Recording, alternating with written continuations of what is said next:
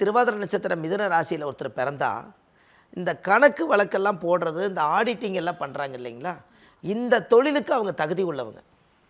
பாருங்கள், மிதுன ராசிக்காரர்கிட்ட கம்ப்யூட்டர் கொடுங்க, மெசேஜ் சும்மா பம்பரமாக பறக்கும் பாருங்கள். நீங்கள் ஒரு சின்ன ஃபோனு தானே கொடுக்குறீங்க, இந்த நெகக்கண்ணில் போய் அந்த ஏபிசிடிஇஎஃப்ஜிங்கிறது அப்படியே ஹார்மோனியை வாசித்த மாதிரி பறந்துட்டு போயிட்டே இருக்குது சரசரன்னு. இது யாருக்கு அந்த பவர் இருக்குதுன்னு கேட்டிங்கன்னா, அந்த மிதுன ராசிக்காரு. அவங்க கையில் ஃபோனை கொடுத்து மெசேஜ் அடிக்கும்போது அவங்க டைப் அடிக்கிறத பாருங்கள், அவங்க கோர்ட்டில் டைப் அடிக்கிற மாதிரி அவ்வளோ ஸ்பீட் அடிப்பாங்க. ஏன்னா அவங்களுடைய அந்த கைக்கு இந்த புதன்னா விரல், இந்த புதன்னா விரல். அப்போ புதனோட ராசியில் பிறந்த விரல் பலமாகுமில்ல என்னங்க. இந்த அதிகமாக இந்த ஹார்மோனியை வாசிக்கலையே இந்த கித்தார் வாசிப்பாங்க, கீபோர்டு வாசிப்பாங்க பார்த்துருக்கீங்களா, டகார்னு இது வரைக்கும் போவார், டக்குன்னு மைண்ட் இழுத்துட்டு வந்து இங்கேருந்து கொண்டு வந்துடுவார். அப்போ இந்த புதன் என்பது விரல், இந்த கித்தார் வாசிக்கிறது, ஆடிட்டிங் பண்ணுறது, புதன் கணக்கு வழக்கு பார்க்குறது, பெரிய பெரிய கம்பெனி ஓனரில் கணக்கு பிள்ளையாக இருக்கிறது, இவங்கெல்லாம் திருவாதிரை நட்சத்திரம் மிதுன ராசி தான்.